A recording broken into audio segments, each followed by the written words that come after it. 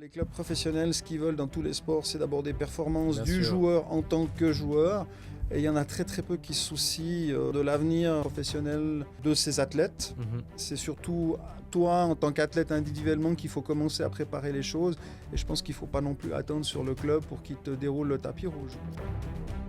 On est dans des milieux où c'est très compliqué de dire que tu vas pas bien, que tu as mal à quelque part. Si tu dis que tu as mal à quelque part, tu vas pas jouer samedi et l'entraîneur il va faire un choix. C'est compliqué d'oser dire, entre guillemets, que tu es un petit peu moins bien, etc. Maintenant, je pense qu'il y a un petit peu plus de sensibilité. Après, ça dépend lesquels degrés, si on est pro ou pas pro, etc. Cette notion-là, l'entraîneur ou, entre guillemets, le manager, il doit prendre en compte l'aspect mental de ses employés et l'aspect physique. Quelqu'un qui s'entretiendra physiquement et mentalement va être aussi beaucoup plus performant, entre guillemets, parce qu'à la fin, c'est ça pour un manager, pour une tâche, pour des compétences au niveau professionnel. Salut Lionel, Salut Maxime, bienvenue sur le podcast In Progress. merci de l'invitation. Merci d'y avoir répondu déjà, ça me fait extrêmement plaisir de t'avoir aujourd'hui. Je commence par te présenter brièvement. Lionel Martin, ancien footballeur pro. Tu as joué entre autres pour Xamax et Bellinzone en professionnel. Tu as évidemment une carrière importante liée au sport et au football principalement.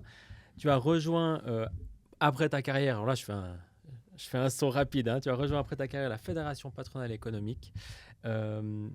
Entre autres, je cite rapidement, ancien secrétaire général du Salon suisse des goûts et terroirs, initiateur du premier Suisse Fondu Festival, ou encore ancien secrétaire général du Salon de l'entreprise, et bien d'autres. Je ne prends pas toute la liste parce que je les ai lus, mais il y en avait quelques-unes. Et après 21 ans à la Fédération patronale et économique, tu vis aujourd'hui même une transition de carrière et on aura, j'imagine, le plaisir d'en discuter aujourd'hui. Oui, tout à fait. Je Magnifique. suis là pour ça. Magnifique. Est-ce que, brièvement, pour te présenter, j'oublierais quelque chose d'important ou que tu aimerais rajouter? Alors, il y a eu une période, on va dire, entre ma partie professionnelle et la fédération patronale, il y a une période, on va dire, de transition. Donc, c'est un peu la période que je revis actuellement maintenant. Donc, c'est aussi pour ça que je pense que c'est peut-être une des thématiques qu'on va aborder un peu plus loin. Mais c'est vrai que c'est pas toujours évident à trouver sa voie. Et de temps en temps, il faut un peu de patience, un peu de persévérance pour retrouver ou retomber sur ses pattes, on va dire ça comme ça.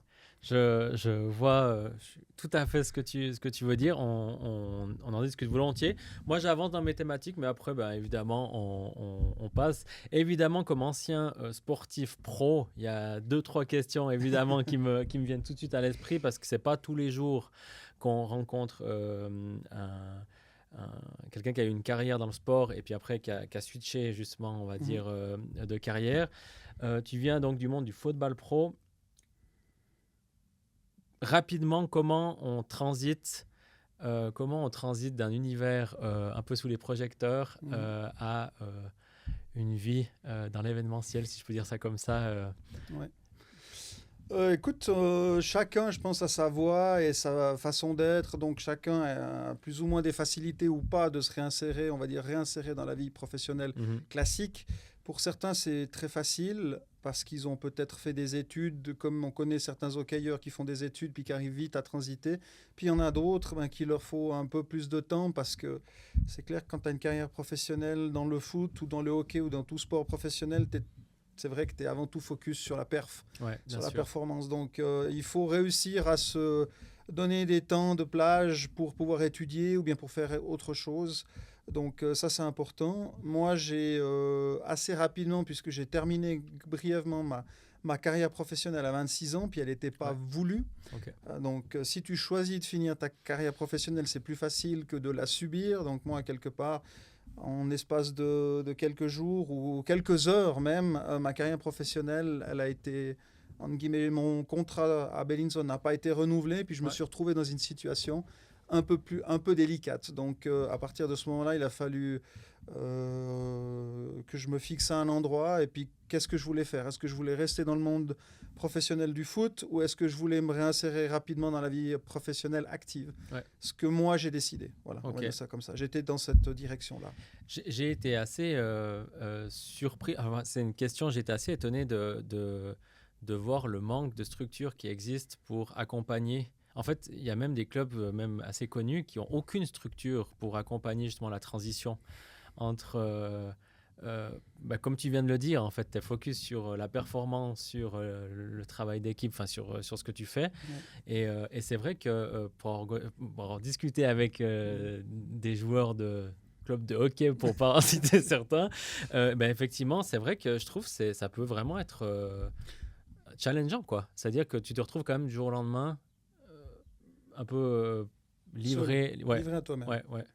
Alors effectivement, hein, il y a quelques clubs où bien sûr, voilà, je dirais principalement il y a des structures qui sont hors des clubs. Je vais en citer deux. Ouais. Une que je connais qui s'appelle Gate to Future, qui est à Fribourg, Okay. qui là aide, on va dire, les jeunes, mais que tu peux être dans un sportif d'élite, tu peux être un pro, ou tu peux être en transition, entre guillemets. Donc cette structure-là accompagne ces gens-là en différents niveaux. Il y a une autre structure qui est un peu plus, on va dire, professionnalisée, qui se retrouve en Suisse alémanique et en Suisse romande, c'est Athlete Network. Qui est piloté par Benjamin Hugel et puis en Suisse par Dani Lovis, l'ancien cycliste. Et là, effectivement, cette structure-là, comme on va dire Gate to Future, elle fait surtout le pont entre les athlètes, avec les compétences que tu as acquis comme athlète, et puis le monde professionnel. Ouais. Donc, je pense entre autres à Nathan Marchand, je pense entre autres à... qui est un autre podcast, j'ai perdu le nom maintenant, ancien joueur français de Gauthieron. Qui travaille chez Doutix. Voilà, exactement, pour ne pas le citer. Voilà, donc ça, c'est des personnes qui ont passé un petit peu à différents niveaux, mais par cette transition-là, il y en a d'autres qu'on pourrait citer. Oui. Mais effectivement, ce n'est pas la priorité des clubs professionnels. Les clubs professionnels, ce qu'ils veulent dans tous les sports, c'est d'abord des performances du joueur en tant que joueur. Et il y en a très très peu qui se soucient, on va dire, de l'avenir, on va dire, professionnel de ces athlètes. Mm-hmm. C'est surtout toi, en tant qu'athlète individuellement, qu'il faut commencer à préparer les choses. Et je pense qu'il ne faut pas non plus attendre sur le club pour qu'il te déroule le tapis rouge, quoi. Donc, ouais, ou même, alors selon la carrière que tu as, mais ou même te faire déjà accompagner durant ta carrière, mais après, bon, quand tu finis une carrière autant jeune, c'est dur aussi de dire à quelqu'un de moins de 30 ans de préparer la... c'est aussi compliqué. Je pense que quand tu as une carrière jusqu'à peut-être 40 ou plus, effectivement, peut-être tu peux structurer un petit peu, mais sinon, je pense qu'effectivement, c'est vache. Voilà, pour en citer un, si on parle, je pense, de Julien Sponger, je connais comme ça, etc. Mais maintenant, il sait que les échéances, elles arrivent. Ouais. Où voilà, on sait qu'il avait 38, il a renouvelé, mais il sent bien que, je veux dire, ça sera peut-être sa dernière saison ou son avant-dernière saison, ce que je ne lui souhaite pas, disons que, voilà, mais il sait, lui, pertinemment qu'à un moment donné, ça va se terminer. Donc, lui, il a certainement eu le temps de se préparer, où il sait déjà plus ou moins, est-ce qu'il fera une reconversion dans le club, ou il fera autre chose, je ne sais pas, mais j'imagine que là, on part, je veux dire, il a le temps de préparer un tout petit peu son avenir professionnel, on va dire ça comme ça. Tu énumérais avant le lien entre les compétences d'un sportif pour le monde professionnel. Tu peux peut-être citer justement qu'est-ce que ça t'a amené au final, cette carrière de sportif pour l'après, et qu'est-ce que tu as pu en tirer au final? Est-ce qu'il y a des ponts que tu as pu faire entre les deux éléments? Alors, clairement, après, chaque caractère ou chaque personne est différente, mais j'entends un sportif d'élite sans discipline... C'est absolument impossible. Ou bien c'est quelqu'un qui a vraiment un corps ou un esprit exceptionnel, mais j'entends la majorité, ils ont déjà une discipline de vie avec une gestion des horaires, gestion de la nourriture, gestion du sommeil, gestion de la performance, donc prise en charge, entre guillemets, globale. Puis après, il y a la question aussi, beaucoup, je pense, c'est la rigueur. La rigueur pour être un sportif d'élite, si tu veux durer, comme on a certains, comme on en voit, comme un Ronaldo, etc. Dans le foot, il a une rigueur de vie que peu de personnes ont. Ça, c'est un exemple exceptionnel, mais je pense que tous ces éléments, c'est en tout cas principalement discipline, rigueur, puis après, il y a plein de choses où tu peux trouver des analogies. Je veux dire, si tu es organisé, voilà, des choses comme ça, je dirais, ça va se voir assez rapidement. C'est généralement des gens qui sont déterminés, qui s'acquiert une performance toutes les semaines, tous les week-ends, etc. Donc, à un moment donné, tu te prépares. C'est pas, tu as une échéance dans une année, alors peut-être pour une grande compétition, mais généralement, quand tu es footeux, tu as les matchs de championnat toutes les semaines. Donc, il faut que tu sois performant. Il y a une certaine aussi régularité à trouver, une certaine des performances à donner toutes les semaines. Donc, pour arriver à faire des performances comme ça, il faut que tu sois régulier, il faut que tu sois préparé, il faut que tu sois endurant. Et j'en pourrais en citer d'autres caractéristiques qui sont importantes. J'ai écouté une interview qui disait que les anciens militaires étaient souvent des excellents entrepreneurs derrière, parce que justement, pour plus ou moins exactement ce que tu viens de citer. Ouais. Magnifique. Du coup, ensuite, qu'est-ce qui reste aujourd'hui de cette vie de footballeur pro aujourd'hui dans ton quotidien? Est-ce que le sport a toujours un axe central dans ton bien-être, ton équilibre? Est-ce que tu es passé complètement à autre chose ou Non, alors clairement, moi je suis quelqu'un qui a besoin de bouger, quoi. Et que ce soit au niveau de professionnel, mais voilà, au niveau... C'est aussi une hygiène de vie, j'entends de faire... Maintenant, je ne fais plus, entre guillemets, je ne pratique plus le football, mais je fais de la course à pied, je fais de la montagne, je fais du vélo, je fais de la natation. Voilà, j'ai besoin de ces moments-là où ça me permet, moi, de garder une activité. Cette activité physique, elle me permet de rester plus ou moins en forme, on va dire ça comme ça, mais aussi dans l'aspect mental. Ce stress que tu dois gérer aussi dans le monde du travail, il faut pouvoir l'évacuer. Soit par une activité physique, on va dire ça comme ça, soit par une activité, et on va peut-être y revenir, mentale. Il y a plein de techniques qui correspondent à chacun. Moi, je fais beaucoup de méditation pleine conscience, je fais beaucoup de sophrologie. Donc voilà, c'est des éléments qui te permettent aussi de gérer des frustrations peut-être professionnelles. Et ça, cette transition-là, que tu sois professionnel au foot ou au hockey ou dans le monde, on va dire, entrepreneurial, je pense que chacun doit utiliser ces techniques qui lui parlent pour essayer d'être le plus performant, puis de trouver un équilibre, parce que c'est souvent ça, un équilibre entre la vie privée et professionnelle. Ouais. Alors là, je saute sur l'occasion, tu viens de parler de méditation pleine conscience. Oui. Tu pratiques ça depuis longtemps, parce que moi j'en fais aussi, et du coup c'est souvent quand j'en parle, c'est un petit peu, comment dire, on ne sait pas trop où positionner ça entre l'exotérisme et le... Alors que moi justement ça m'aide beaucoup justement à me concentrer, comment t'es arrivé à ce genre de technique ou de... Alors, j'ai pratiqué déjà certains types de techniques quand j'étais professionnel, footballeur professionnel, comme la visualisation, comme la méditation, comme voilà, des choses comme ça, comme la respiration. C'est toutes ces techniques-là qui ont été pratiquées. Ensuite de ça, dans le monde professionnel, j'ai continué à les pratiquer, mais on va dire un petit peu moins. Et puis maintenant, dans ces phases, on dirait... Aujourd'hui, clairement, dans cette phase de transition, c'est quelque chose qui m'apporte beaucoup d'apaisement, beaucoup de confiance, on va dire, de sérénité. Dans ces périodes un peu plus, on va dire, où ça bouge un peu plus dans tous les sens. Donc, pour moi, c'est pas du tout... Ça fait partie, on parle d'une hygiène physique, mais l'hygiène mentale, elle est hyper importante pour les gens qui sont sous stress. Et on se rend compte aussi que tu sois entrepreneur, footballeur professionnel, hockeyeur, maman au foyer, etc. Je pense que cet aspect-là, il est souvent occulté. C'est vrai. Parce qu'on a une enveloppe corporelle, ça c'est sûr, tu vois les choses beaucoup plus facilement, mais commencer à l'intérieur et réussir à gérer aussi toutes ces émotions, tous ces besoins, etc., je pense que c'est capital. 100% d'accord. Et les phases de transition sont souvent des phases de chaos.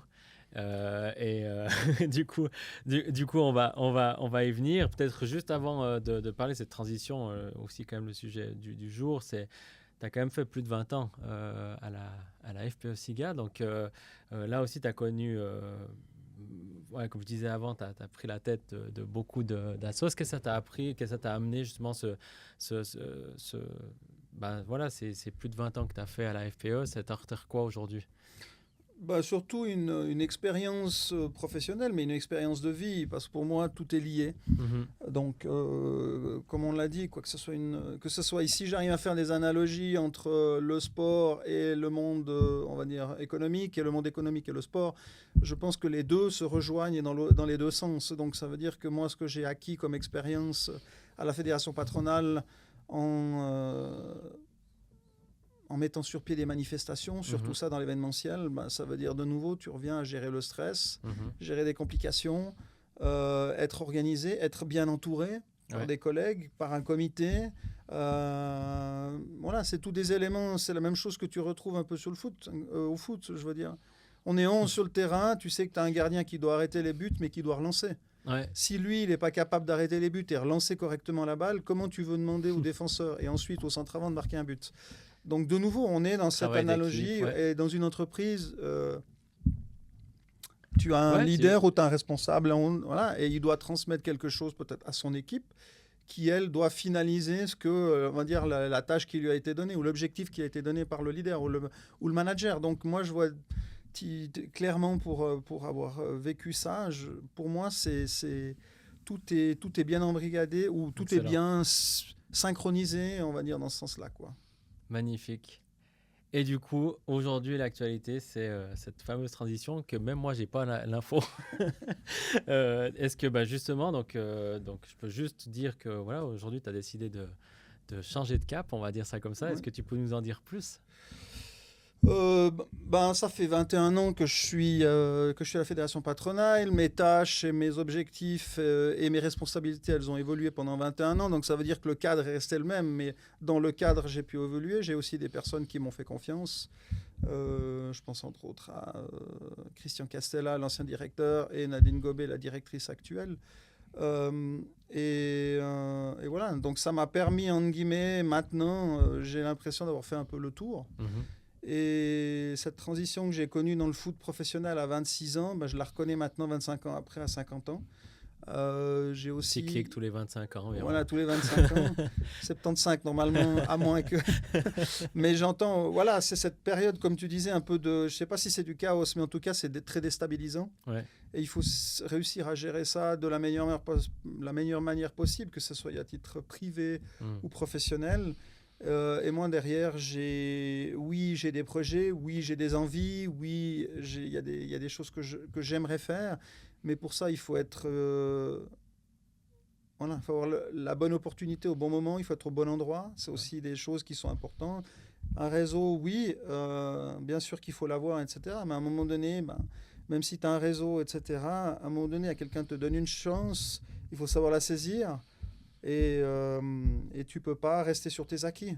J'irai dans une entreprise où je vais faire un projet, où j'aurai besoin à chaque fois de créer, de me confronter à d'autres personnes que je ne connais pas, etc. Donc, je veux dire, oui, il y a des choses qui ont été faites, tu dois t'appuyer dessus, ton expérience, ta confiance en toi, mais ensuite de ça, ça ne suffira pas, quoi. Ouais. Ok. Et donc là, le ressenti actuel, du coup, je comprends et ce que tu dis, c'est que, moi j'appelle ça le chaos parce qu'effectivement, on perd une zone de sécurité, on perd une zone on perd des habitudes, au final, voilà, on change de maison, quoi. Donc, Ouais. donc c'est clair que c'est souvent moi l'analogie. J'aime bien expliquer aux gens à qui je discute de ça. C'est voilà, ma foi, c'est accepter le chemin, puis accepter au final que tout ça, c'est qu'une route, et puis qu'il faut marcher le long de la route plutôt que dire l'objectif, il est encore très très loin. Puis des fois, la beauté, elle se trouve plutôt dans le chemin que dans le résultat final. Ouais, alors complètement d'accord avec toi. De nouveau, dans la transition, à un moment donné, il faut oser aller vers l'inconnu. Moi, ça fait 21 ans que j'organise, ou 20 ans, j'ai fait 20 éditions du Salon Suisse des Goethéors, par exemple. Ouais, donc, je pense que maîtriser la manifestation, c'est acquis. Mais à un moment donné, quand tu te dis... Tu as tout sous contrôle, tu sais comment ça fonctionne, tu sais avec qui tu travailles, tu sais à quel moment il faut faire quoi. Quand il faut relâcher un peu, tu relâches. Quand il faut mettre la pression, tu remets la pression. Là, je veux dire, c'est le saut dans l'inconnu. Et je pense que le plus difficile, c'est de faire ce saut. Une fois que maintenant je suis là, moi, je suis dans l'inconnu, entre guillemets, on a tous une manière aussi différente de fonctionner. Mais moi, j'ai que des choses, entre guillemets, tout ce que j'ai appris, ou tous on va dire les moments un peu plus difficiles, j'appelle ça des leçons. J'appelle ça des leçons. Et je prends ça, moi, en me disant, mais c'est ça qui fait, c'est cette évolution de ma carrière professionnelle et en tant qu'être humain qui va faire. C'est cette transition. Il faut aussi réussir à transformer ce qu'on a appris ou ce que tu as appris pour aller vers quelque chose qui te permettra d'être encore idéalement plus performant dans ton autre travail, etc. Moi, c'est comme ça que je le vois concrètement, quoi. Et ce que tu viens de dire, pour moi, c'est le plus juste. C'est dur le moment où tu le vis, mais avec du recul, en tout cas, moi, quand je prends baffes, ou je sais pas comment on peut appeler ça, ou les coups durs que je me suis pris, c'est ce qui a été le plus formateur. Souvent, en fait.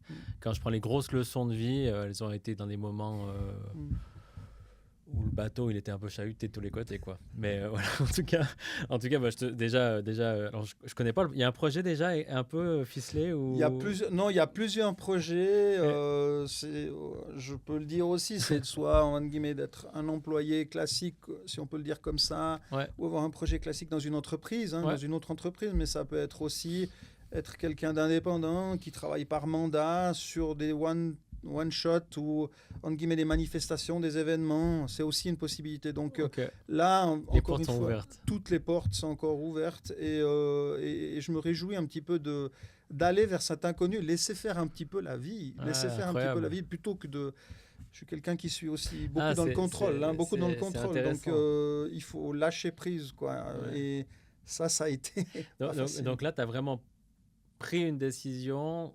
Sans juste, enfin là il y a même pas de parachute qui flotte pour l'instant à côté. Toi tu vas l'attraper en vol, quoi. Exactement. Donc c'est pour moi qui suis beaucoup dans le. J'ai dit la rigueur, la discipline, le contrôle, etc. Mais cette évolution là, je pense que pour moi elle est importante. Elle est importante aussi en tant qu'être humain. Tu voyais pas forcément d'autres solutions que de dire à un moment donné il faut que j'arrête quelque chose. On verra. Enfin, parce que là, du coup, effectivement, c'est le plus élevé des prises de risques, si on veut bien, mais c'est aussi hyper enrichissant et intéressant. Et je te souhaite que d'en rire dans 1 an ou 2. Merci. Mais il faut... je vais un peu me répéter, mais... Je pense que pour mon évolution à 50 ans, avec une vie de famille, avec une maison construite, avec des études qui sont faites, avec... une carrière professionnelle dans le foot et dans le monde économique, et j'en passe, et des meilleurs. Je crois qu'il faut, à quelque part, j'ai quand même certaines assurances, mais il faut se mettre en danger. J'ai envie de découvrir d'autres choses que j'aurais, il y a 1 année ou 2 ans, pas soupçonné, quoi. Voilà. Tu parles souvent, enfin, dans un petit questionnaire qu'on t'a envoyé avant, tu parles souvent de résilience. Ça signifie quoi vraiment pour toi ce mot-là? Après, tu as parlé toi de coups durs. Moi, j'appelle ça plutôt des bâtons dans les roues ou des leçons. Voilà, l'idée c'est d'avoir cette capacité de transformer ce que tu as. Parce que je pense que la meilleure capacité qu'on a, l'être humain, c'est de se transformer soi-même et d'évoluer soi-même. Si tu attends que les autres se transforment par rapport à toi ou bien par rapport à tes besoins et tes envies, et je pense que là t'es pas bien là. Donc je dirais c'est surtout ce qui t'arrive dans ta vie. Tu es le maître de ta vie, donc c'est toi qui as la plus grande influence sur tes décisions, tes choix, et ces leçons de vie, on va dire comme ça, qui parcourent peut-être toute une vie ou une partie de ta vie, ça doit permettre entre guillemets pour moi d'être positif, quoi. De toujours être dans le positif, même si, comme tout le monde, j'ai eu des coups durs, ça a été des moments très très difficiles, mais il y a toujours derrière l'envie de transformer ça et d'évoluer et d'avancer. Et je pense que c'est ça qui est important. Très clair. J'ai une question. Moi, j'ai 35 ou 36 ans. Ma question, c'est est-ce que tu penses que ton âge actuel a joué un rôle? Est-ce que quand on entend les 40, les 50, est-ce que tu penses que ça a joué un rôle dans ta prise de décision ou à un moment donné quand même, ou pas du tout? Enfin, ça m'intéresse d'entendre des gens de 30, 40, 50 et plus pour un peu avoir un son de cloche. Alors je pense que ça, un des éléments qui a aussi contribué, parce qu'on sait que le monde professionnel est, en tout cas à première vue, il y a toujours des opportunités, mais il est un peu plus difficile. Voilà, on sait que les entreprises, elles regardent plus à engager quelqu'un, etc., pour des motifs économiques, pour plein de motifs. Il y a beaucoup d'incertitudes dans le monde, on va dire ça comme ça. Mais moi j'ai 50 ans et je me suis dit dans ma tête, si tu fais pas ce changement maintenant, à quel moment tu le feras? Donc, bien entendu, je pense que tu peux le faire à n'importe quel moment.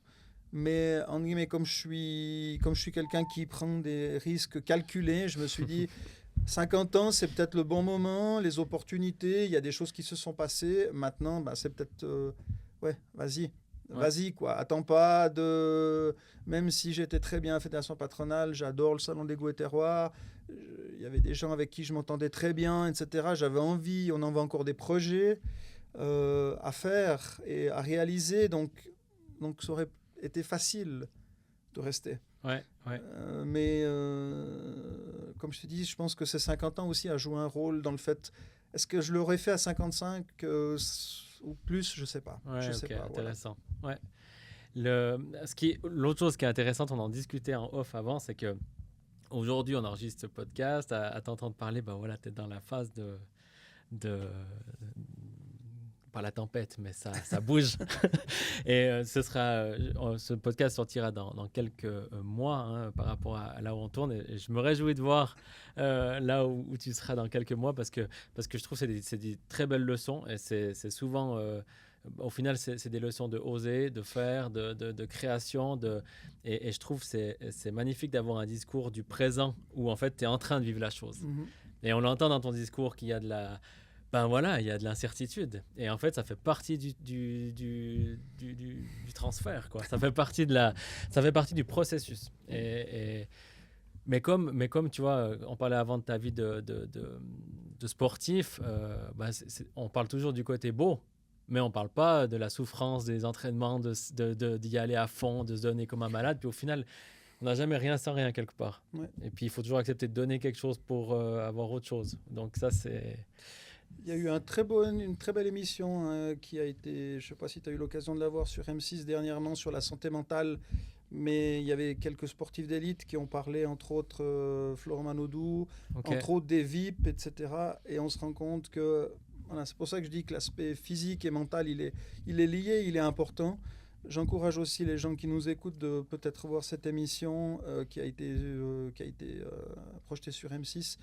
Et là, on se rend compte que c'est pas seulement la personne lambda qui peut avoir des problèmes, on guillemets, des parcours de vie compliqués, etc. Florent Manodou, maintenant, il a fait des super performances à Paris, etc. Mais il parle clairement des périodes beaucoup plus compliquées et il parle de dépression, etc. Donc, il ne faut pas croire que, justement, je pense, les leaders, les managers, les sportifs d'élite, etc., qu'on croit qu'ils sont intouchables, ils sont intouchables. Non, je pense que chaque être humain, à un moment donné, a des degrés différents, à des âges différents, d'une manière différente, mais cet aspect-là, il doit être non négligé, entre guillemets, dans l'hygiène globale. On va dire, c'est important, je pense, de trouver chacun soi-même ces petites soupapes qui permettent de tenir le bateau à flot, quoi. Voilà, on va dire ça comme ça.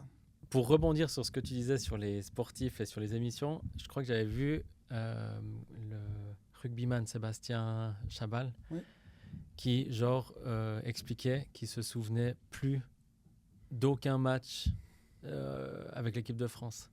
Et tu sais que ça m'a glacé, mais vraiment, ça m'a mis les frissons d'avoir cette interview, de me dire, mais enfin, ce bonhomme cette montagne qui est là, qui est justement mentalement un coup fragile, et ben non, il ne se souvenait plus d'un hymne national, plus rien. Et ouais, j'avais trouvé ça glaçant, quoi. Ouais, je pense qu'il y a d'autres sports, mais c'est vrai que le rugby, c'est pas tout simple. Je pense que peut-être au foot, c'est un peu différent, parce qu'il y a, voilà, mais au rugby, il y a quand même la tête qui est touchée. Je pense aussi les boxeurs, des gens comme ça. Ouais. C'est peut-être des gens qui sont des sports qui sont plus sensibles à des choses comme ça, quoi. Et pour revenir à ce que tu disais sur Manodou, il y avait beaucoup de fois, tu entends les nageurs dire, ben ouais, en fait, nous, c'est hormis d'être un sport solo avec le tennis où on entend la foule, nous en plus on a la tête dans l'eau et on regarde du carrelage. Et c'est vrai que c'est des trucs qu'on n'y pense pas quand on regarde un 50 mètres aux Jeux Olympiques. En fait, le gars, il fait ça 8 fois par jour pendant 10 ans. Alors moi, j'ai fait beaucoup de sport, hein, avant, quand j'étais jeune aussi. Hein. J'ai fait aussi beaucoup de hockey jusqu'à 14 ans. J'ai fait aussi beaucoup de ski. Bien sûr, comme je suis valaisan, ben, voilà, au Port du Soleil. Et puis, j'ai aussi fait de la natation. Donc, toutes ces choses-là, quand tu me parles effectivement, la natation, ce n'était pas pour moi. Mais effectivement, quand tu vois l'entraînement qui s'inflige, parce que je vais dire, ça c'est s'infliger pour moi, des entraînements avec, effectivement, tu es dans l'eau quand il fait froid et puis tu dois faire des longueurs et des kilomètres, etc. Franchement, il faut avoir aussi un caractère bien trempé. Et puis, c'est aussi ce type de sportif ou de sport qu'on croit que tout est beau, etc. Mais il y a beaucoup de sacrifices derrière. Ouais. Il y a de la passion. Je Ouais. pense que sans passion, tu vas nulle part, mais il y a beaucoup de sacrifices. Nous, on voit généralement que le résultat, ou le spectateur lambda voit que le résultat, mais tout ce qu'il y a derrière. Je reviens encore, mais Ronaldo, s'il peut encore jouer à 40 ans, puis mettre 25 ou 26 buts, même dans le championnat d'Arabie Saoudite, mais jouer encore en équipe nationale du Portugal, c'est pas comme ça. C'est pas comme ça. Ah ouais, et lui-même, je le suis un peu sur les réseaux, lui-même par rapport à son fils, maintenant, il exprime ça en disant qu'il pense qu'il ne sera jamais un grand sportif parce qu'il a connu, parce que cet enfant a tout. Ouais. Et je trouve, et des fois il dit à son fils, il dit maintenant tu choisis entre la montre ou aller t'entraîner. Maintenant enfin, il lui fait faire des choix pour dire non, mais en fait ça va pas être donné quoi. Rien va être donné. Ouais. Bon, effectivement, là, il a en plus son papa qui est encore actif. Je pense qu'il n'a pas de problème financier, on se comprend. Voilà, donc il y a tout aussi pour. Voilà, mais si son garçon, il a la tête sur les épaules, puis il arrive à faire la part des choses et qu'il garde la passion et la volonté d'arriver, voilà, pourquoi pas. Toi, tu l'as encore la passion et la volonté du sportif. Enfin, cette flamme du sportif, elle est, une fois qu'on l'a acquise, elle est là à vie ou... Je ne sais pas si elle est à vie, il faut l'entretenir, c'est sûr. Mais pour moi, ce qui est important, c'est de faire des choses que j'aime. Ouais. Et avec des gens que j'apprécie. C'est plus facile dans la vie en général, que ce soit privé, professionnel. Mais moi, effectivement, pour parler du football, ça a d'abord été pour moi, quand j'étais gamin, je voulais être footballeur professionnel et ça a été une passion. Ensuite, c'est devenu un métier. Mais qui, de nos jours, peut dire je fais ma passion et mon métier? Très peu de personnes. Donc, même si ça a une durée limitée, et j'aurais bien voulu qu'elle se poursuive ou qu'elle se termine différemment, etc. Mais moi, ça m'a apporté énormément. J'ai pu, à quelque part, même si j'avais des ambitions de jouer peut-être en équipe nationale ou de faire une grande compétition, je ne l'ai pas fait, mais ça m'a permis, à quelque part, de quand même me réaliser à un certain moment. Donc ça, c'est difficile après à revenir à quelque chose d'un peu plus sur le plancher des vaches, on va dire ça comme ça. Vois tout à fait. Donc, il faut aussi gérer cette après-carrière qui n'est pas non plus évident, même si on est en Suisse, etc. Mais imagine-toi un joueur du Real Madrid qui joue tous les jours ou toutes les semaines devant 80 000 personnes. Du jour au lendemain, il n'y a plus personne. Ouais, il faut aussi, alors, oui, il y a l'argent. Les oui, il y a des choses comme ça.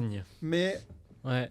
Mais en tant qu'être humain, parce que là tu es reconnu comme sportif d'élite, mais en tant qu'être humain, est-ce que tu es la même personne qu'eux? Et puis si on ne te reconnaît pas, est-ce que... Donc c'est pas facile à gérer ça aussi, c'est pas facile. Ouais, parce que tu passes d'un état de notoriété extraordinaire à lambda. Ouais. C'est un peu... Non, mais hyper intéressant parce que... Ouais, on peut faire beaucoup de parallèles, mais comme dans l'autre sens, comme des gens qui passent de lambda à inventer un truc et du jour au lendemain qui passent en fusée, et aussi, souvent, il y a des craquages aussi dans ce sens-là, parce que dans les deux sens, on n'est pas forcément préparé à avoir des projecteurs braqués sur soi. Mais un manager qui finit à 65 ans, qui a été très actif, qui est manager d'une société, qui est peut-être dans l'associatif aussi, qui est impliqué dans l'associatif, qui fait de la politique, je ne sais pas. Ouais. Imagine-toi, il arrive à 65 ans, voilà. Et il faut gérer l'après-carrière, même si tu peux le faire à dose peut-être un peu plus homéopathique, mais tu as la même problématique. Quelqu'un qui n'est plus actif dans le monde professionnel, si tu n'as pas une vie à toi et tu n'as pas une vie intérieure ou des passions, des choses comme ça, je pense que ça doit être très difficile. Ouais. Surtout que toi, parce que je lisais un article là, que la fin de ta carrière avec Bellinzone, c'était assez abrupt et assez vache. J'ai parlé de quelques heures. En gros, effectivement, c'est vraiment, dans mon cas, c'est vraiment quelques heures. Donc, c'est pas une blessure. Ça, c'est aussi des éléments qu'il faut prendre en ligne de compte. Hein. Il y a des blessures qui peuvent arriver, il y a des maladies, il y a des choses comme ça. Moi, c'est vite vu. Pour faire rapide, on a joué un match à Sion avec Bellinzone qui nous permettait éventuellement, possiblement, de monter en Ligue nationale A. On a perdu ce match-là.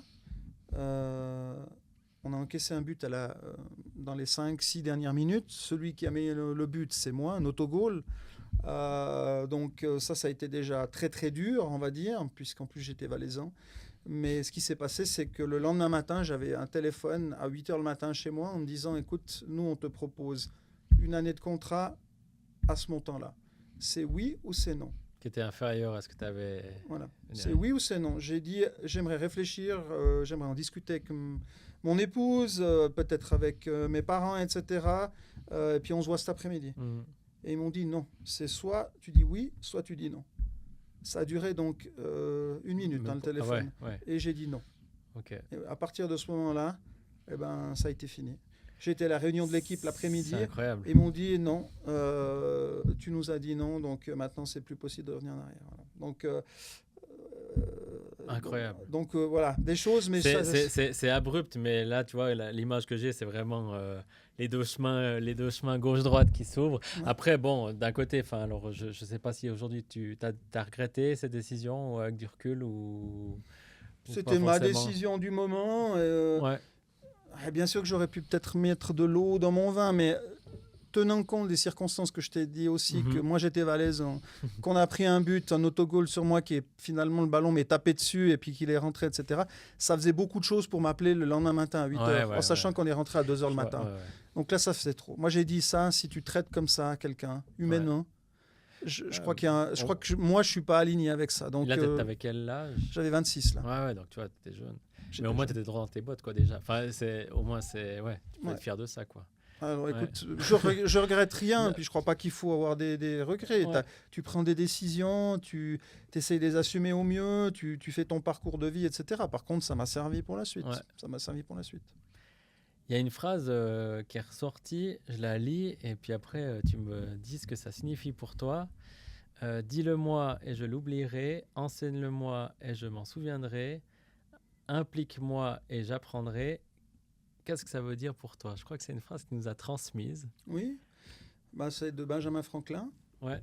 Et puis, pour moi, moi, je suis quelqu'un de très impliqué, des fois même un peu trop, on va dire ça comme ça. Mais j'ai besoin d'être engagé, j'ai besoin d'être impliqué, j'ai besoin de comprendre, j'ai besoin de comprendre les rouages, puis j'ai besoin de quelque chose qui soit un peu transversal, on va dire ça comme ça. Okay. Moi, que de l'horizontalité, ça, voilà, j'ai besoin de mettre les mains dans le cambouis, comme on va dire comme ça. Okay. Et je pense, pour faire l'analogie de nouveau, j'ai entraîné aussi, pendant beaucoup d'années, j'ai entraîné des jeunes joueurs. J'ai fait mes diplômes d'entraîneur, etc.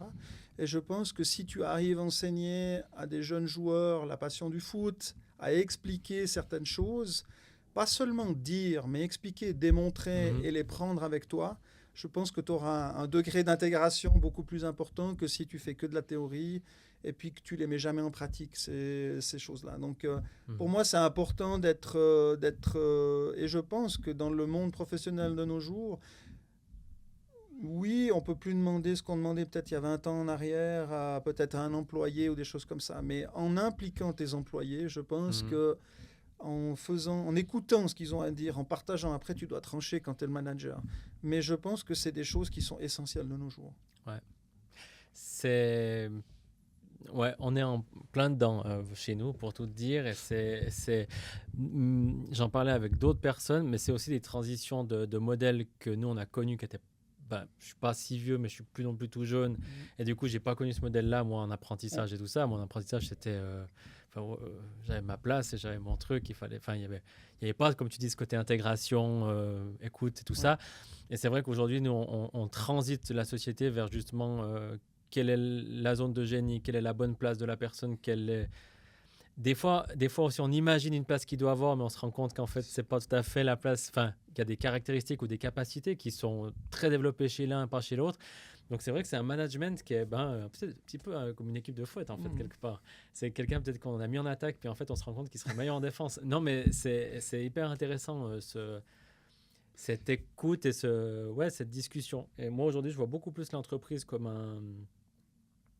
ça, je le dis dans 2 tiers de mes podcasts, mais je le vois beaucoup plus comme c'est les employés qui font l'entreprise et qui la montent et que moi, je suis là pour solutionner en cas de problème que moi qui donne des ordres en haut avec un bâton, quoi. Ouais. Mais dans le monde, je pense que tous les entraîneurs, on va dire, toi, tu le remarques en tant que manager d'une société. Moi, je le remarque aussi quand j'ai entraîné... au foot, que ce soit des actifs ou que ce soit des juniors, etc. Il faut impliquer les gars.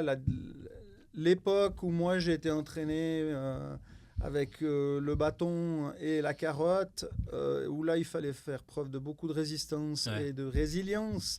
D'ailleurs, c'est fini. Ouais. Je pense que c'est fini. Un entraîneur de foot ou un manager maintenant, alors peut-être ça existe encore, etc. Mais je pense que ce type de management-là, il est amené à, entre guillemets, avoir beaucoup de soucis dans son entreprise s'il n'arrive pas à se remettre un peu. Voilà, mais c'est aussi l'intelligence, je pense, d'un manager ou d'un entraîneur de foot, c'est d'être capable de s'entourer de personnes et puis être capable d'être ouvert à d'autres choses que simplement sa vision des choses, quoi. C'est au moment où on enregistre cet épisode, pour citer juste l'actualité, hein, on est le lendemain où on est 48 heures après que Paris ait gagné contre Milan. Et je fais juste ce parallèle parce qu'il y a une image qui m'a quand même un peu marqué sur les réseaux sociaux. C'était l'époque Mbappé, Messi. Ils montraient les 3 avec le salaire comparé à 12 avec l'équivalence de salaire. Et je trouve ça assez fantastique qu'une équipe... Alors, c'est des joueurs d'une extrême qualité, on s'entend, mais qu'une équipe, on va dire, constituée de... Enfin, pour moi, je pense que c'est la vraie image de ce que tu viens d'expliquer. C'est une équipe qui a vraiment... Ils ont tous été leaders dans le fait de monter la team ensemble, plutôt que de mettre des 3 têtes trois têtes de fil et puis suivez-nous et puis voilà. Enfin, je sais pas si pour toi ça te parle comme exemple. Ah non, mais moi, bien sûr, moi, toutes les analogies de foot, ça me parle. Puis pour regarder entre guillemets volontiers les matchs de Ligue des Champions et entre autres celui-ci, je pense aussi que bien sûr que la qualité des joueurs elle est exceptionnelle. Mais Luis Enrique, il a réussi à insuffler à cette équipe. Il a fait des choix forts déjà. Ouais. Il a un management assez carré quand même. Assez carré. Je pense qu'il est apprécié de ses joueurs, mais dans un contingent comme Sud Paris, tu as peut-être 27, 28, 30 joueurs, donc il faut manager ça.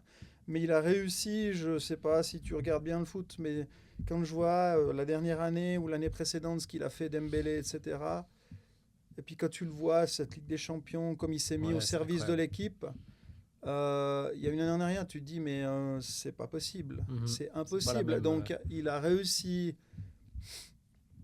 Luis Enrique a réussi à parler à son joueur, certainement, à lui faire comprendre que l'équipe était plus importante que lui, que les 11 joueurs, s'ils performaient ensemble au même moment, en même temps, ils allaient gagner la Ligue des Champions. Et un grand chapeau, moi je le connais pas, mais je regarde un peu comment il travaille. Il y a d'autres entraîneurs que je regarde comment ils travaillent. Mais le management des hommes, là, au-delà qu'il doit être au point tactiquement, etc., c'est juste ce qu'il a fait. On aime ou on n'aime pas Paris. Mais tout passionné de foot qui a regardé et gagné 5-0 contre l'Inter Milan, c'était la démonstration. Et même quand on regarde la typologie des goals, ça paraît d'une facilité déconcertante. Dans les 16 mètres, de faire des passes comme ça, alors juste pour dire, je ne suis pas du tout un fanat. Je regarde quelques matchs. Ça en faisait partie. Mais je me suis dit, ok, si le foot, ça ressemble à ça. Mais pour moi, c'était... il y a des goals qui étaient... On aurait dit qu'on jouait à la PlayStation avec les... Clairement, le premier but, tu as l'impression que c'est tellement facile et pourtant, c'est pas si... Et puis, à relever aussi qu'ils ont joué contre une équipe italienne. On sait que les critères, ou on va dire la culture italienne tactique, c'est déjà d'abord d'être très en place tactiquement. Donc, réussir à faire ça, chapeau bas. La place... On parle beaucoup justement de management, de gérer des équipes. La place de la transmission dans ta vie, ça prend quelle place, soit vis-à-vis du sport ou des gens qui t'entourent ou des jeunes, ou est-ce que justement tu as une envie de transmettre un peu ce que tu as, le parcours que tu as eu et tout ça? Ouais, beaucoup. Dès la fin, j'ai fait des diplômes d'entraîneur au fil de mes années, en tant que joueur aussi, etc. Et pour moi, ça a toujours été très clair dans ma tête, c'est ce que j'ai acquis comme expérience, pour autant qu'il y ait des gens en face qui veulent écouter, parce que ce n'est pas toujours le cas, mais moi, j'ai voulu le transmettre, surtout aux jeunes, etc. Et j'ai entraîné pendant plusieurs années des jeunes, etc., à un niveau, on va dire, suprarégional, de bonne qualité, on va dire. Donc, pour moi, c'était cette idée de transmettre mon expérience. Après, là aussi, en tant qu'entraîneur, il faut être capable de faire passer un message. Il faut être capable de t'adapter au type de joueur que tu as. Si tu as un joueur qui a 12 ou 13 ans ou tu as un joueur qui a 35 ans, quand on parle de junior ou d'actif, c'est complètement différent. Donc voilà. Mais mon idée à moi, ça a toujours été fait, bien sûr, lié à la performance, mais dans une bienveillance et aussi, entre guillemets, un jeune joueur, il faut aussi lui laisser faire ses expériences plutôt que le formater. Et tous ces entraîneurs qu'on voit, toutes ces philosophies qu'on voit maintenant, c'est de dire, mais entre guillemets, un jeune joueur, il faut plutôt le faire jouer à plusieurs endroits pour qu'il acquiert des compétences et qu'il soit capable d'être flexible dans une situation. Et ça, je pense que aussi, dans le monde professionnel, c'est important. Un jeune joueur qui a fait une formation et qui est capable de jouer à divers endroits, qui a diverses positions, qui a eu plusieurs entraîneurs qui lui ont parlé de foot, mais d'une manière différente, c'est ça aussi qui fait la culture la force aussi. et la force après pour utiliser ça dans ta vie professionnelle et personnelle. Dans ce que tu transmets, je trouve qu'il y a souvent ce côté, c'est normal, c'est lié à ton parcours, il y a le côté physique, il y a le côté mental, il y a le côté santé physique, santé mentale. C'est quelque chose, je vois que c'est une thématique qui te colle à la peau, si je peux dire ça comme ça. La notion aussi d'écouter son corps, mais aussi d'écouter sa tête. Ça, c'est quelque chose qui comment dire, que tu défends maintenant avec l'expérience, on va dire, ou c'est vraiment quelque chose que tu as compris très jeune et c'est venu justement du sport ou c'est venu d'autre chose, cette notion corps-esprit? Alors pour moi, corps-esprit, c'est lié, parce que tu ne peux pas faire l'un, ou si tu coupes l'un de l'autre, etc., à mon avis, il va y avoir beaucoup de soucis, mais c'est vrai qu'à l'époque où moi j'étais encore professionnel, le truc, c'est vraiment la performance, quoi. Ouais. Et on est dans des milieux où c'est très compliqué de dire que tu vas pas bien, que tu as mal à quelque part. Parce que si tu dis que tu as mal à quelque part, tu vas pas jouer samedi et l'entraîneur il va faire un choix, entre guillemets. Donc c'est compliqué d'oser dire, entre guillemets, que tu es un petit peu moins bien, etc. Et à notre époque, là, maintenant, entre guillemets, je pense qu'il y a un petit peu plus de sensibilité. Après, ça dépend lesquels degrés, si on est pro ou pas pro, etc. Mais cette notion-là, l'entraîneur ou entre guillemets, le manager, il doit prendre en compte entre guillemets, l'aspect mental de ses employés et l'aspect entre guillemets, physique. Moi, je pense que quelqu'un qui s'entretiendra physiquement et mentalement va être aussi beaucoup plus performant, entre guillemets, parce qu'à la fin, c'est ça pour un manager, pour une tâche, pour des compétences au niveau professionnel. Donc pour moi, c'est complètement lié et ça doit faire partie, entre guillemets, d'un souci du manager de dire mais j'ai des équipes qui sont là, qui sont motivées, parce que tu ne peux pas toujours tirer, tout le temps être à 100%. Ouais. Et tu dois savoir à un moment donné, il y a des moments où il faut lâcher un petit peu la pression et il y a des moments où il faut redonner un petit coup de pression ou faire comprendre qu'il y a des moments, il y a des temps forts et temps faibles et il faut les gérer quoi. En fonction de tes projets, voilà. Magnifique. Il y a, hormis t'as cité le sport, tu as cité la méditation pleine conscience, ce genre de choses. Est-ce qu'il y a des pratiques particulières qui t'aident au quotidien à garder justement cet équilibre, même un petit peu quand c'est chahuté? Est-ce qu'il y a des pratiques ou des des astuces qui t'aident? Moi, j'ai toujours pris soin de mon corps. Je veux dire, alors ça, c'est peut-être aussi l'ancien sportif d'élite, mais de se faire masser, de voir un ostéo, de faire de la réflexologie. Après, de nouveau, tu peux avoir un chiro parce que la technique te correspond mieux, etc. Mais moi, j'ai fait ça toute ma vie. Dès que j'étais gamin, j'ai toujours fait ça et j'ai toujours gardé ça. Après, très tôt à ça, quoi. Ouais, très tôt à ça et ça t'apporte aussi quelque chose. Puis après, je dis, c'est aussi l'environnement familial. Moi, je suis marié depuis 30 ans avec ma femme. On a un garçon qui a 18 ans. Il y a une certaine stabilité. Dans nos jours où c'est assez compliqué, on va dire, de gérer la vie familiale, la vie professionnelle et les à côté. Voilà, donc moi je la remercierai aussi, mon épouse jamais assez. C'est aussi, ça a été, entre guillemets, le phare. Même dans la tempête, ça a été le phare. Donc si tu n'as pas ça, c'est compliqué. Si tu n'as pas ça, c'est compliqué. Là, tu exprimes ce que pas mal m'ont dit aussi. Toujours quelqu'un à côté qui est peut-être pas devant les projecteurs, mais qui qui guident beaucoup des décisions. Et moi, c'est la même chose, donc on les remercie en commun. On arrive gentiment à la fin. J'aime bien terminer par un peu des questions, un peu mindset, état d'esprit. J'aimerais savoir un petit peu, à partir de maintenant, on connaît la situation. Qu'est-ce qui est vraiment important pour toi? Il y a deux questions. Il y a qu'est-ce que tu aimerais peut-être laisser derrière toi, une empreinte, une inspiration, quelque chose comme ça. Et puis, quel sujet aujourd'hui vraiment te tienne à cœur et puis que tu aimerais développer pour la suite? Une des possibilités, on va dire, développées pour la suite, c'est justement cette transmission de mon expérience et de mon savoir dans le sport, ou bien le fait d'avoir fait plusieurs transitions, j'ai acquis certaines expériences, et puis j'aimerais pouvoir mettre à profit ça, ou soit pour des jeunes, soit pour des entreprises, soit pour accompagner des personnes. Voilà. Ouais. Ensuite, j'ai été plusieurs fois dans les organisateurs de manifestations. Donc là aussi, est-ce que je pourrais être quelqu'un qui apporte un regard, qui apporte des conseils ou des choses comme ça là-dedans aussi? Mm-hmm. Moi, j'aimerais bien, si je peux, on va dire ça comme ça, c'est transmettre un petit peu mon savoir dans ce sens-là. Donc ça, pour moi, c'est important. Mm-hmm. Est-ce que c'est dans le sport ou dans le monde économique, ou c'est les deux? En tout cas, au vu de la discussion qu'on a eue aujourd'hui, on peut dire que les deux se ressemblent. Pour moi, oui, c'est des mondes qui sont séparés, mais pour moi, tu peux utiliser les mêmes leviers d'un côté ou de l'autre. C'est vrai qu'au niveau du sport, quand tu viens dans un vestiaire, des fois, ça parle un peu cru. Tu peux pas certainement le faire de cette manière-là avec peut-être tes employés, ou en tout cas à certains moments, mais pas à d'autres. Voilà, mais je dirais, à mon avis, ces leviers, ils sont des deux côtés, et à toi de les activer au bon moment, avec la bonne manière de faire ou la bonne manière de les transmettre, quoi. Très clair.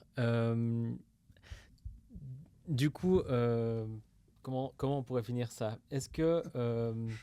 en fait, je termine toujours par la même question. Je vais essayer de la tourner un petit peu différemment pour toi, mais non, en fait, on va la poser exactement la même. Je finis toujours par, s'il y avait une thématique, quelque chose vraiment qui te tient à cœur, quelque chose que tu aimerais...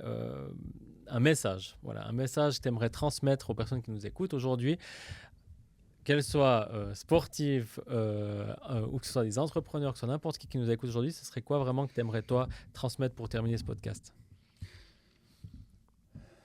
Je crois qu'il faut croire en soi. Même s'il y a des moments particuliers difficiles, et puis qu'il y a des moments de doute, etc. Le doute fait partie, la peur, la colère, c'est des éléments ou des émotions ou des choses que tu as en toi. Mais si tu arrives à les équilibrer ou à bien les contenir, je pense que c'est même des fois stimulant. Alors je dirais qu'il faut vraiment croire en soi, et puis qu'il n'y a personne qui peut te dire ce que tu dois faire, c'est toi-même qui dois découvrir ton chemin. Ça, pour moi, ça me semble essentiel. Et puis aussi dans notre éducation, on va dire suisse, on est très formaté. Et je pense qu'il faut laisser la place aussi aux gens qui sont un peu différents ou qui n'ont pas du tout le même parcours. Et moi, je pense que les rencontres avec des personnes qui ne sont pas de ton milieu, je pense que ça apporte énormément si tu es une personne qui est un peu ouverte et puis qui peut voir les analogies ou bien prendre certains éléments, etc. Là, je pense aussi qu'on est des fois trop cantonné à oui, alors moi j'ai été footballeur, voilà, donc je réfléchis pas, voilà, et c'est pas du tout ça. Pour moi, c'est trop facile de mettre des gens dans des cases, donc moi je serais pour quelqu'un qui ouvre complètement et qui se dit faisons des ponts entre aussi les thématiques, les cultures, les choses comme ça pour s'apporter mutuellement quelque chose. Magnifique. Écoute, merci beaucoup pour ce partage. Je me réjouis d'avance de voir les prochains mois, aussi l'évolution que tu vas connaître. Merci en tout cas d'avoir été avec nous aujourd'hui. Merci à toi, Maxime. Et puis, du coup, à bientôt. À bientôt. Merci d'avoir écouté cet épisode d'In Progress. Si tu as apprécié cet échange, n'hésite pas à nous laisser une note ou un commentaire. Cela aide énormément à faire découvrir le podcast à d'autres auditeurs et auditrices. Tu peux également suivre In Progress sur mes réseaux sociaux @MaximeGremaud, où je partage encore plus de contenu pour t'inspirer et t'aider dans ton parcours entrepreneurial. Reste motivé, continue de progresser et on se retrouve très bientôt pour un nouvel épisode d'In Progress. À la prochaine, ciao.